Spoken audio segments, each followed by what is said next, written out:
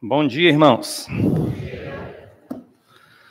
Pastor Valnei está numa conferência em Rio Branco, Acre, na Igreja Batista Regular, Israel. Então, estou incumbido de, nesta manhã, trazer a mensagem da Palavra de Deus. Gostaria, então, de começar com uma pergunta. Você concorda que um dos grandes problemas da nossa sociedade atual é a ansiedade? Os dois hinos que nós cantamos hoje estão dentro de um contexto de ansiedade. Mateus 6, né? Não andeis ansiosos pela vossa vida, quanto ao que haver de comer ou de vestir, né? E Filipenses 4 também, que o versículo 6 fala sobre não andeis ansiosos de coisa alguma. Realmente, talvez, só em ter falado em problemas aqui, alguém já tenha ficado ansioso.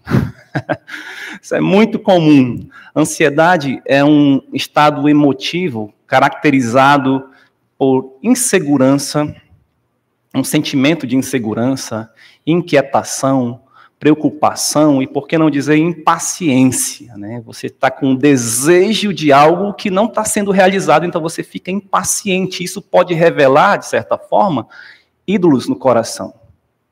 Pode, então, revelar idolatria. Pode-se dizer que a ansiedade é uma guerra dentro de nós. Por isso nos deixa inquietos. Sendo assim, o contrário de ansiedade é o contentamento. É um sentimento de segurança, quietude e paz. Como é bom ouvir falar em paz, e pensar em paz, e estar em paz. Mas é possível que alguém neste mundo cheio de problemas, cheio de pecado, trevas e conflitos, é possível que alguém tenha paz? Sim. A Bíblia diz que sim. Somente aqueles que temem ao Senhor e obedecem à sua palavra. Vamos orar antes de iniciarmos esse tempo de meditação. Nosso bendito Deus e Pai, muito obrigado pelo tempo que o Senhor nos dá agora para meditarmos na tua palavra, para considerarmos, refletirmos, meditarmos nos teus planos, na tua vontade, naquilo que tu tens revelado para nós, e sim possamos desfrutar da paz que só o Senhor pode nos dar. E aprendermos a viver contentes em toda e qualquer situação. Pedimos em nome de Jesus. Amém. A verdade que queremos abordar hoje é que devemos buscar e seguir o caminho da paz conforme as Escrituras. Eu quero destacar que é conforme as Escrituras, porque o mundo também fala de paz. O mundo também vai trazer várias ideias de como se conseguir a paz. E lembrando que Jesus mesmo disse, eu dou a paz não como o mundo dá. Então existem aí diferenças, tipos de paz, mas queremos falar sobre a paz das Escrituras. Como então seguir a paz? Eu convido os irmãos a abrirem suas Bíblias para o livro de Filipenses, carta de Paulo aos Filipenses, capítulo 4. Hoje nós iremos abordar apenas um dos aspectos de como conseguir a paz, né? Leremos, então, Filipenses 4, versos 2 a 5. E esse aspecto que nós iremos abordar hoje é que devemos viver em harmonia com os irmãos, ou seja, buscar a paz com os outros. Buscar a paz com os outros, vivendo em harmonia uns com os outros, ou com os nossos irmãos. Filipenses 4, versículo 2 até o 5, diz assim: rogo a Evódia e rogo a Sintique que pensem concordemente no Senhor. A ti, fiel companheiro de jugo, também peço que as auxilies, pois juntas se esforçaram comigo no Evangelho, também com Clemente e com os demais cooperadores meus, cujos nomes se encontram no livro da vida. Alegrai-vos sempre no Senhor, outra vez digo, alegrai-vos. Seja a vossa moderação conhecida de todos os homens, perto está o Senhor. Uma coisa que certamente causa ansiedade a alguém é o conflito com outra pessoa. Evódia e Sintique eram duas irmãs em Cristo, né? Duas irmãs em Cristo da igreja de Filipos, que estavam com um conflito tamanho ao ponto que o próprio apóstolo Paulo as citou, né? Citou nominalmente, não de uma forma geral, mas nominalmente nesta carta que ele escreveu para a igreja. Veja que o início aqui de Filipenses diz: Paulo e Timóteo, servos de Cristo Jesus, a todos os santos em Cristo Jesus, inclusive bispos e diáconos que vivem em Filipos. Paulo não escreveu essa carta para Evódia e para Sintique unicamente. Ele escreveu para todos os crentes da igreja de Filipos. Inclusive, aqui ele destaca os pastores, bispos e diáconos. Então, não era só para os pastores e diáconos, não foi só para aquelas duas irmãs, foi para toda igreja. Para toda igreja. E ele cita nominalmente aquelas irmãs. Pode-se entender, portanto, que o conflito entre elas era de conhecimento público. Era de conhecimento público daquela igreja. E certamente causava transtornos, causava consequências negativas à obra. Eram irmãs, como diz o próprio versículo 3, que foram cooperadoras no evangelho. A ti, fiel companheiro de jugo, também peço que as auxilies, pois juntas se esforçaram comigo no evangelho, também com Clemente e com os demais cooperadores meus, cujos nomes se encontram no livro da vida. Então, veja, pode-se dizer que esse conflito era de conhecimento público. Nós já acabamos de ler isso. E também pode-se dizer que mesmo crentes podem viver brigados um com o outro. Mesmo pessoas que trabalham pelo Evangelho do Senhor Jesus Cristo são suscetíveis a conflitos, a causarem conflitos, a estarem em um conflito. Afinal de contas, somos todos pecadores. Somos todos pecadores. Paulo, então, roga-lhes que pensassem concordemente no Senhor. Então, para vivermos em harmonia uns com os outros, ou com os nossos irmãos, primeira exortação aqui, ou primeiro pedido, nós podemos até dizer assim, porque ele está dizendo, rogo, eu peço, né, com veemência, né, que vocês pensem concordemente no Senhor. O verbo grego traduzido por pensem concordemente, vejam, duas palavras para um verbo grego. Pensem concordemente, conforme a Almeida Revista Atualizada, tem um significado muito rico. E aí, os dois termos já dão essa ideia, né? Muito rico e difícil de expressar em apenas uma palavra. A Almeida Corrigida Fiel traduz esse mesmo verbo com sintam o mesmo. Rogo a Evódia e Sintique que sintam o mesmo. A NVI já traduz como vivam em harmonia. Por isso, o ponto de hoje é devemos viver em harmonia com os irmãos. Então, 3 aspectos aí nesse significado. Pensar, sentir e viver. Viver implica em ação, em atitude, né? Então, olha, apesar de pensar e sentir estarem muito ligados um com o outro, são coisas diferentes, né? Por que eu estou dizendo que é muito ligado? O sentimento é uma emoção causada por um juízo de valor, ou seja, por uma reflexão, né? Por um pensamento. Então, eu sinto algo porque eu pensei em algo, mas eu posso tirar um do outro, né? Ou seja, eu posso simplesmente pensar. Às vezes, um pensamento que passa pela cabeça, ignoro. E outro, um pensamento que vem na minha cabeça e eu crio ali uma certa raiva ou uma certa alegria, depende de qual pensamento veio. Então, veja que a emoção veio junto. Esse sentimento, essa emoção, pode nos levar a agir de alguma forma, ou não. Pode simplesmente passar pela cabeça. Então, vejam, 3 aspectos: pensar, sentir e agir. Tudo isso dentro de um único verbo, que foi traduzido aqui como pensem concordemente, ou sintam o mesmo, ou vivam em harmonia. Então, essa ação que o verbo exprime não quer dizer simplesmente pensar sem uma disposição, ou sentir sem uma atitude, ou agir sem vontade. Olha como esse verbo é rico. Essa ação exige reflexão, discernimento, exige autocontrole, exige esforço, exige desejo, vontade, exige aprovação. Assim, Evódia e Sintique deveriam se esforçar para manterem a comunhão uma com a outra. Pensem concordemente, vivam de uma maneira que promova a comunhão, que acabe com esse conflito, que restaure o relacionamento de vocês. Romanos 12, 16, ali Paulo fala, tende, usando o mesmo verbo, tende o mesmo sentimento uns para com os outros. Em lugar de ser desorgulhosos, condescendei com o que é humilde. Não sejais sábios aos vossos próprios olhos.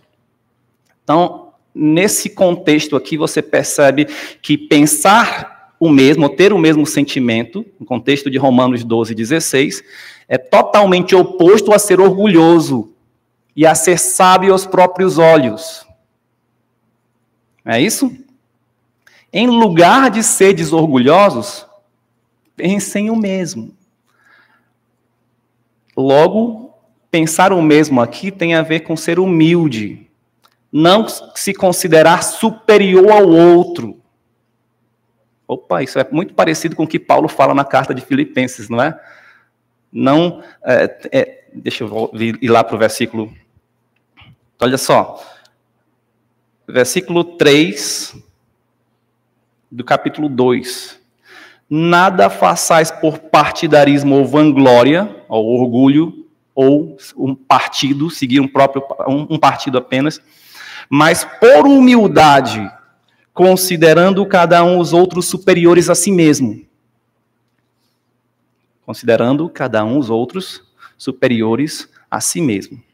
2 Coríntios 13, 11, Paulo também vai usar o mesmo verbo, dizendo assim, quanto ao mais, irmãos, a Deus, aperfeiçoai-vos, consolai-vos, sede do mesmo parecer. É o mesmo verbo. Aí logo depois diz vivei em paz, e o Deus de amor e de paz estará convosco. Então veja, ser do mesmo parecer está ligado com viver em paz. Com viver em paz. Comunhão, né? Ter concordância. Filipenses 2 e 2. Olha só onde está esse verbo aqui. E é interessante que ele vai ser usado 2 vezes nesse versículo.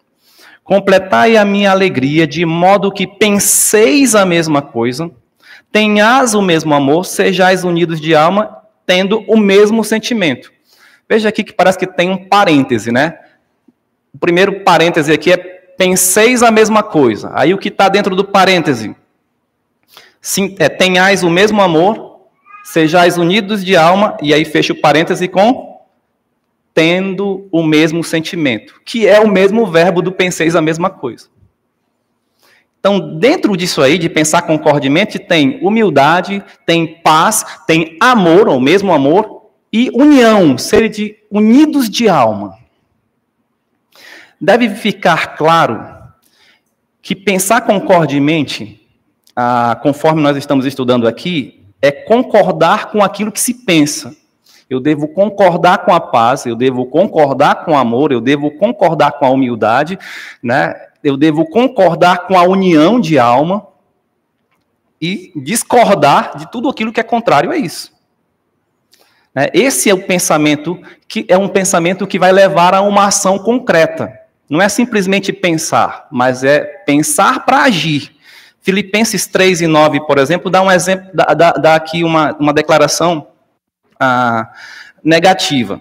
O destino deles, o mesmo verbo vai estar aqui, vou já dizer.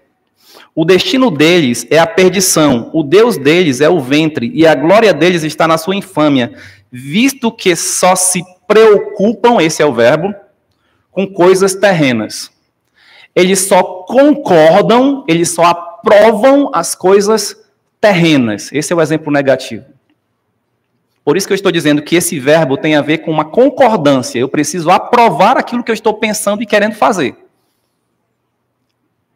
Né?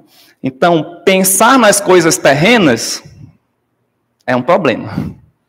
É um problema. E muitos conflitos acontecem entre os irmãos porque nós pensamos apenas naquilo que é do aqui e agora. Apenas naquilo que eu desejo. As coisas terrenas. Mas, pelo contrário, nós devemos fazer como Paulo diz aos Colossenses, capítulo 3, versículo 1. Aliás, capítulo 3, versículo 2. Pensai nas coisas lá do alto. Olha o mesmo verbo aqui, pensar. E por isso que é importante entender esse verbo. Esse verbo não é simplesmente passar algo pela sua cabeça, mas é concordar com isso. Então, não simplesmente pensa nas coisas lá do alto, nas coisas eternas, nas coisas divinas. Concordem com isso. Queiram isso. E ajam de conformidade com essa verdade, com esse pensamento. Então, pensar concordemente não significa necessariamente ter a mesma opinião do outro em tudo, da outra pessoa, no sentido de um ponto de vista, ou uma asserção sem fundamento, ou uma presunção, ou um capricho. Ah, fulano é flamenguista, então para eu pensar concordemente com ele eu tenho que torcer pelo Flamengo. Não é isso. Não tem nada a ver com isso. Ah, minha esposa gosta de sorvete de morango, mas eu gosto de chocolate, mas eu vou ter que gostar de morango só porque é um capricho. Não tem a ver com isso. Veja que a exortação de Paulo a Evódia e Síntique termina com no Senhor. Filipenses 4:2. Rogo a Evódia e rogo a Síntique que pensem concordemente no Senhor. No Senhor. Então, o que nós devemos concordar, o que devemos pensar e sentir e agir, é aquilo que Deus quer. Romanos 15:5. Ora, o Deus da paciência e da consolação vos conceda o mesmo sentir, olha lá vem o verbo de novo, de uns para com os outros, segundo Cristo Jesus. Então, Deus, aqui a oração de Paulo é para que o Deus da paciência, lembra que eu falei que a ansiedade tem a ver com impaciência? Então, o Deus da paciência e da consolação, Paulo está rogando para que ele conceda aos crentes o mesmo sentir de uns para com os outros, segundo Jesus Cristo. Então, quando nós temos o mesmo sentir, ou pensar concordemente, é aquilo que Deus quer, é aquilo que Jesus Cristo nos instrui em sua palavra, na Bíblia. Devemos pensar conforme Cristo. E aí, voltando para Filipenses capítulo 2, e aquele texto maravilhoso, né, versículo 5 em diante, tende em vós o mesmo sentimento que houve também em Cristo Jesus. É o mesmo verbo, o mesmo sentimento aqui, né? Pensem a mesma coisa que Jesus. Sintam a mesma coisa que Jesus. Lá, NVI diz, tenham a mesma atitude. Por isso que eu falei, não é simplesmente pensar, não é simplesmente sentir, mas é agir. Ajam como Jesus. E se nós continuarmos esse texto, vamos ver que a ação de Jesus não é tão agradável. Não é tão fácil para nós. Pois ele, subsistindo em forma de Deus, não julgou como usurpação ser igual a Deus. Antes, a si mesmo se esvaziou, assumindo a forma de servo, tornando-se em semelhança de homens e, reconhecido em figura humana, a si mesmo se humilhou, tornando-se obediente até a morte e morte de cruz. Isso é ter o mesmo sentimento que Jesus. Aquelas duas irmãs precisavam ter o mesmo sentimento que Jesus. Se humilharem. Serem obedientes ao Pai. E não viver em guerra, em conflito, causando transtornos para a igreja. Se Paulo falou sobre isso Para a igreja, você já imaginou? Antigamente era muito comum, né? Hoje em dia, por causa das redes sociais, quase nós não temos mais. Antigamente, eu lembro lá em Manaus, em Boa Vista, era lido a carta dos missionários na igreja. Né? Missionário tal, então, tal lugar e tal. Então, imagina aqui lendo a carta de Paulo aos Filipenses e chega nessa parte, aí rogo aí cita o nome de uma irmã aqui da igreja. Já pensou lendo aqui na Manancial? Rogo a irmã fulana e a irmã ciclana. Aí o pessoal, pensem concordemente. Ou seja, todo mundo sabia que estava tendo um conflito ali entre elas. Talvez já existia partidarismo, talvez por isso Paulo diz para não agirem com partidarismo ou vanglória. Tem a turma da Evódia e tem a turma da Sintique. Onde a turma da Evódia está, a turma da Sintique não quer. Aí eu vou servir nisso, a turma da Sintique não concordo, não vou, não quero. Estavam pensando concordemente segundo Cristo? Não. Não estavam. Não estavam agindo com humildade. No entanto, todo crente verdadeiro está no Senhor. Pensem concordemente, no Senhor. Todo crente verdadeiro está inserido no corpo de Cristo. Todo crente verdadeiro é habitado pelo Espírito Santo. Portanto, nós temos o poder dado por Deus para viver segundo a sua vontade, em harmonia uns com os outros.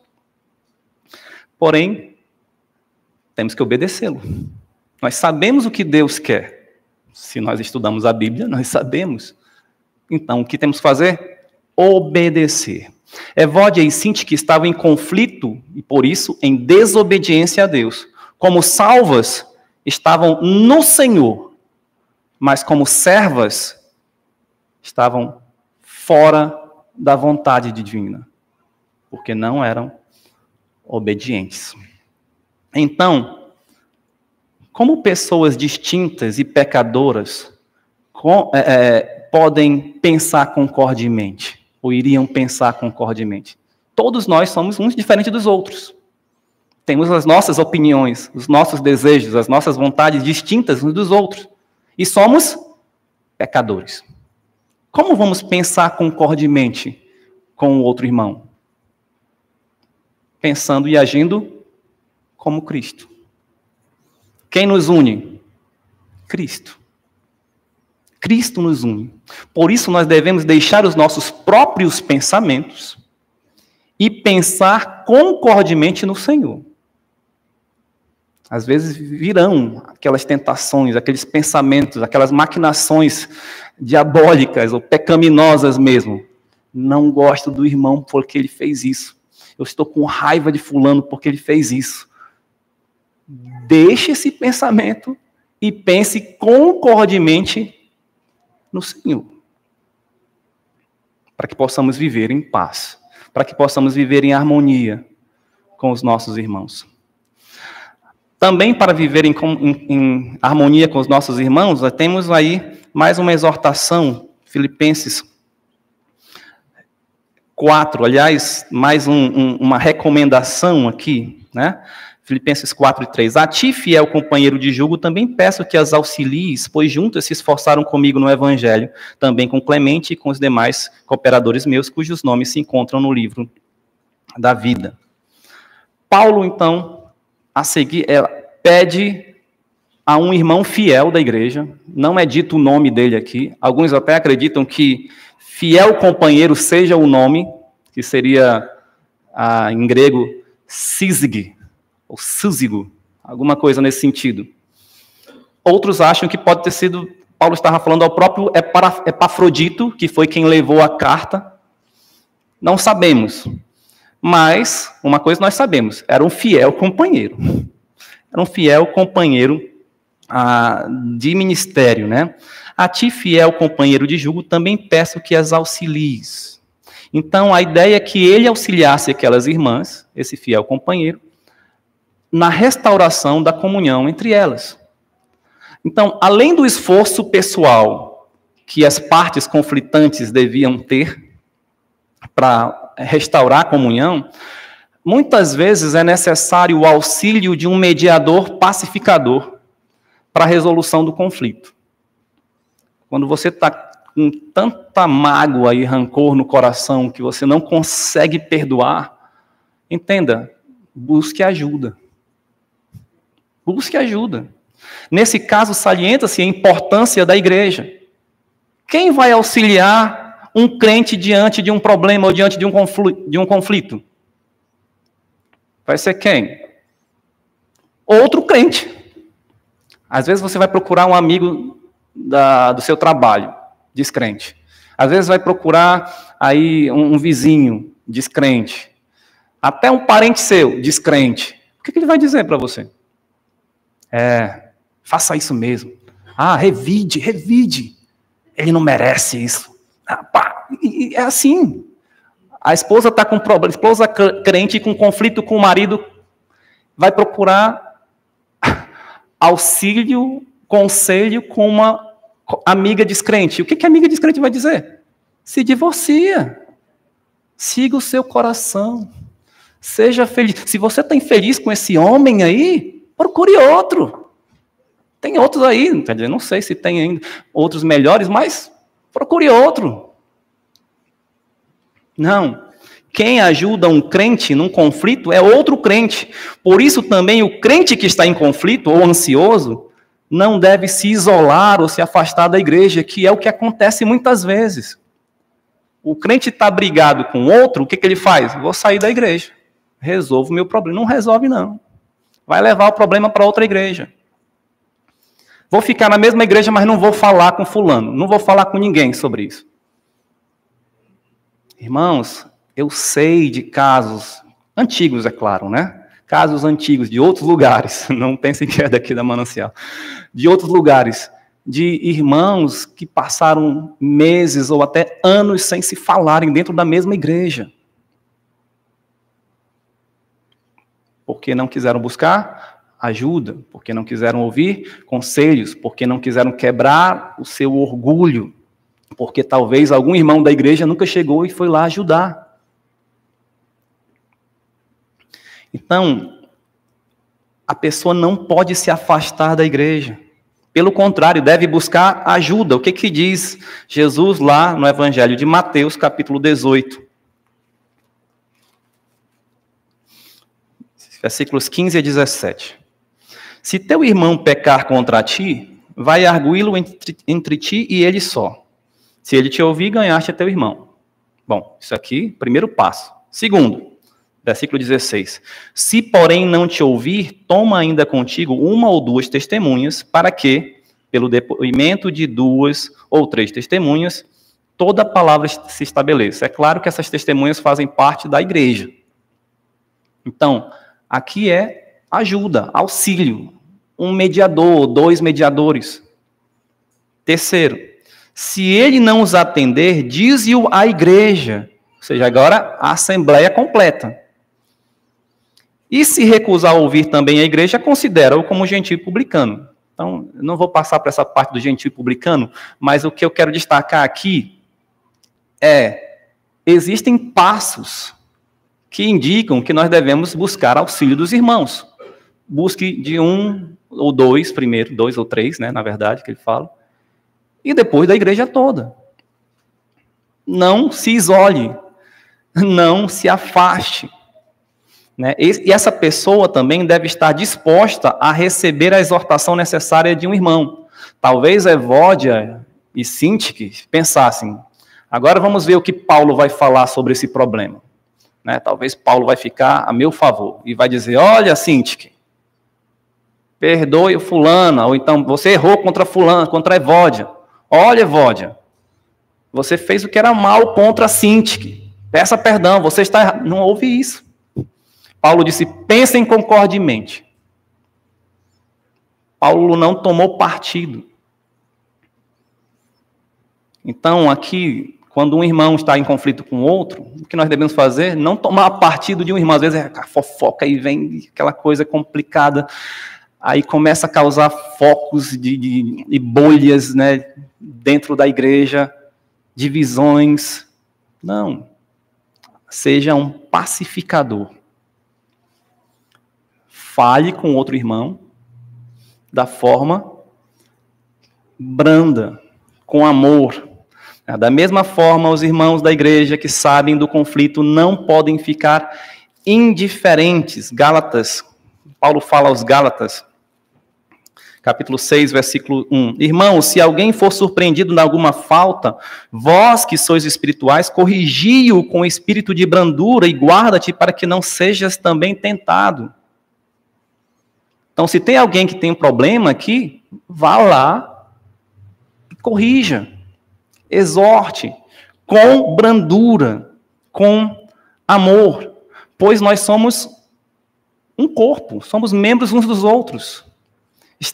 O problema está dentro do corpo. Se um membro sofre, conforme 1 Coríntios 12, 26, todo o corpo sofre. Observe o versículo 3, mais uma vez. As irmãs eram cooperadoras no evangelho, mas certamente o conflito estava atrapalhando a obra. Veja, juntas se esforçaram comigo no evangelho. É claro que Paulo pode estar usando esse verbo aqui no passado, né, simplesmente para dizer que, junto com ele, quando elas estavam junto com ele, elas trabalharam pelo evangelho. Mas pode ser que Paulo está dizendo aqui no passado também, porque elas não estavam mais trabalhando. O que era muito provável. Ou se estavam trabalhando em pecado. É difícil trabalhar com alegria quando você está brigado com alguém.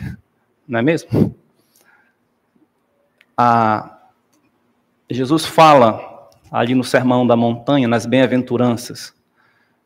Bem-aventurados, ou seja, felizes, são os pacificadores, porque serão chamados filhos de Deus.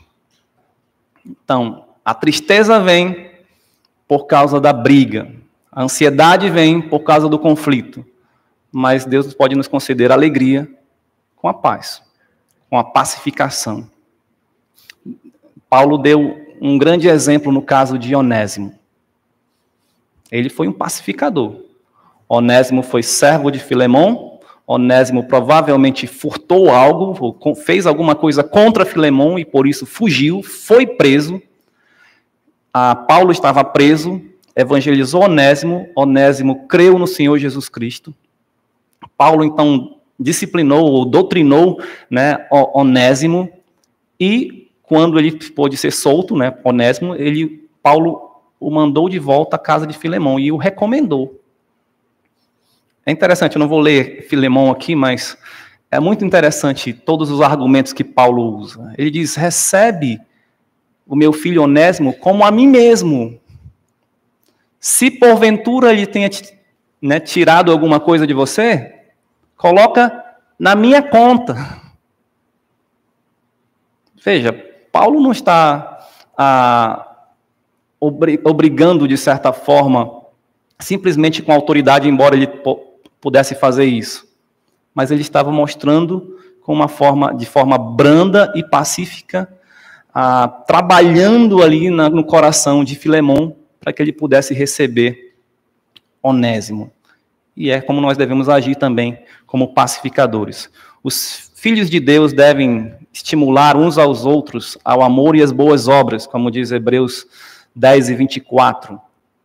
E por isso, como diz Hebreus 10 e 25, devem se congregar. Não deixar de se congregar. Enfim, vamos para o versículo 4 de Filipenses. Alegrai-vos sempre no Senhor, outra vez digo, alegrai-vos.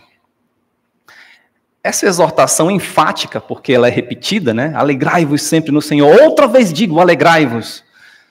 Ela é surpreendente. É surpreendente porque parece que cai de paraquedas nesse contexto. Aquela circunstância conflituosa requeria o quê? Um clima pesado de tristeza, de decepção, de indignação. Um conflito que se torna público causa transtornos, partidarismo. Contudo, Paulo ordenou que se alegrassem.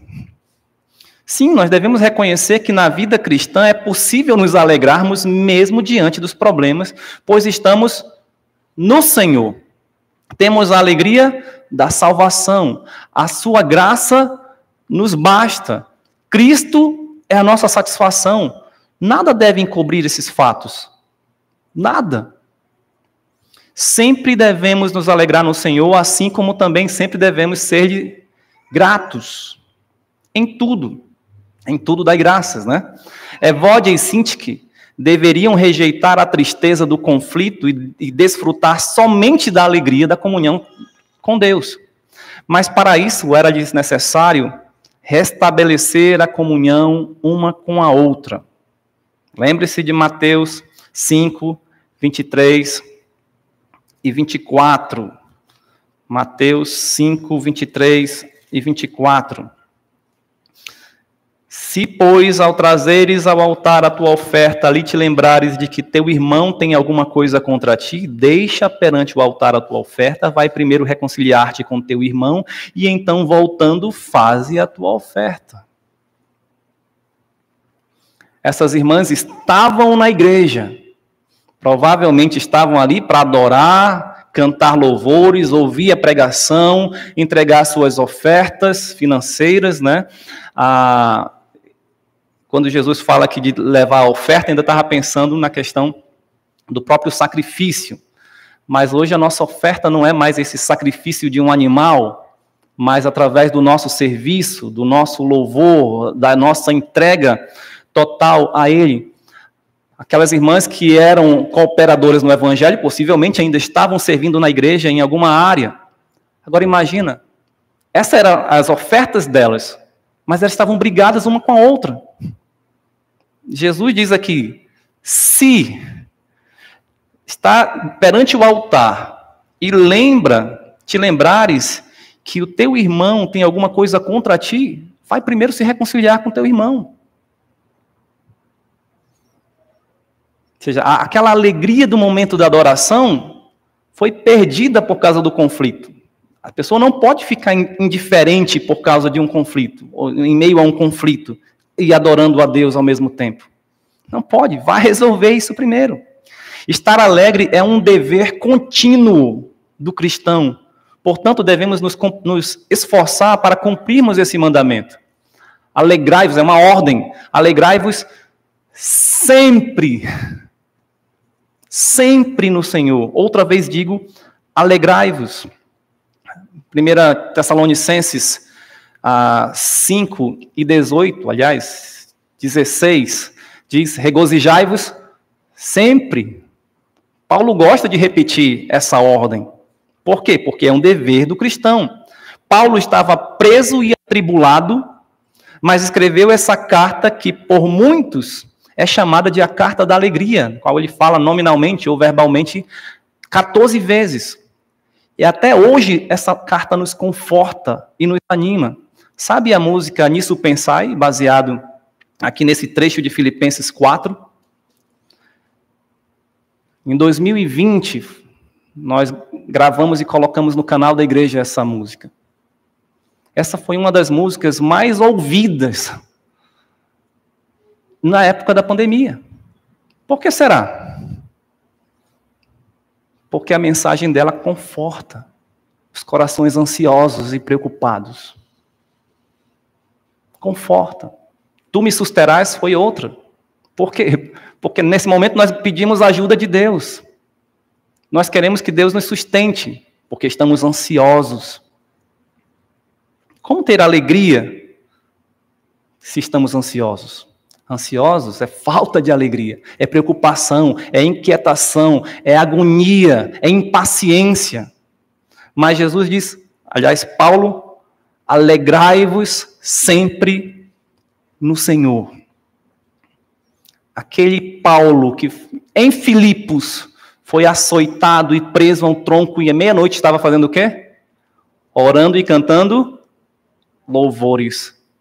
Conforme Tiago, quem está alegre canta louvores. Paulo foi açoitado, estava preso, estava cantando louvores, porque ele tinha alegria no Senhor. Ele sabia que estava dentro da vontade de Deus.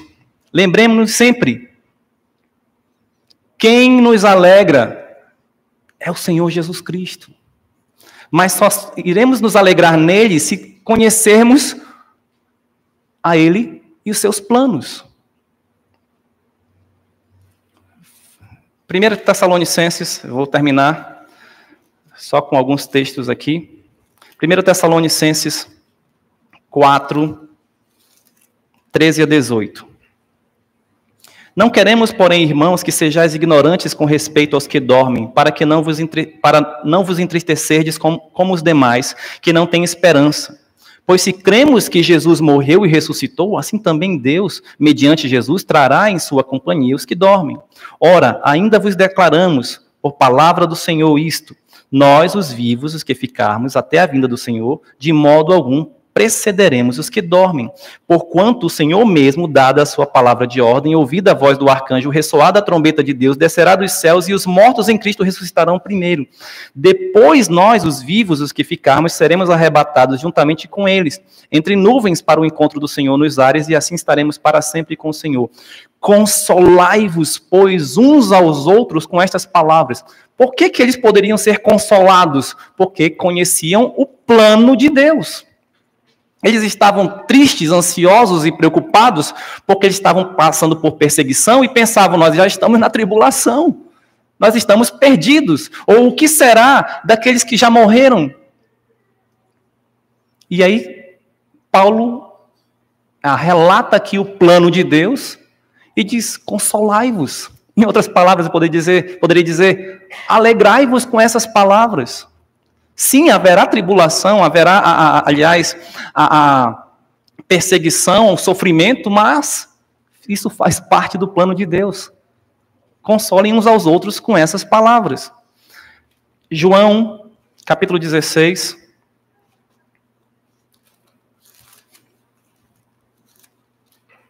Versículos 20 e 22. Em verdade, eu vos digo que chorareis e vos lamentareis, e o mundo se alegrará. Vós ficareis tristes, mas a vossa tristeza se converterá em alegria. A mulher, quando está para dar à luz, tem tristeza, porque a sua hora é chegada. Mas depois de nascido o menino, já não se lembra da aflição, pelo prazer que tem de ter nascido ao mundo um homem. Assim também agora vós tendes tristezas. Mas outra vez vos verei, e o vosso coração se alegrará, e a vossa alegria ninguém poderá tirar. Agora pula para 32 e 33. Eis que vem a hora e já é chegada, em que sereis dispersos, cada um para a sua casa, e me deixareis só. Contudo, não estou só, porque o Pai está comigo. Veja o 33. Estas coisas vos tenho dito para que tenhas paz em mim. No mundo passais por aflições, mas tende bom ânimo. Eu venci o mundo. Ele começa a contar várias desgraças que vão acontecer com os discípulos, e depois ele disse: eu estou contando essas coisas para que vocês tenham paz. E depois diz: vocês vão passar por aflições, mas tendo de bom ânimo, eu venci o mundo.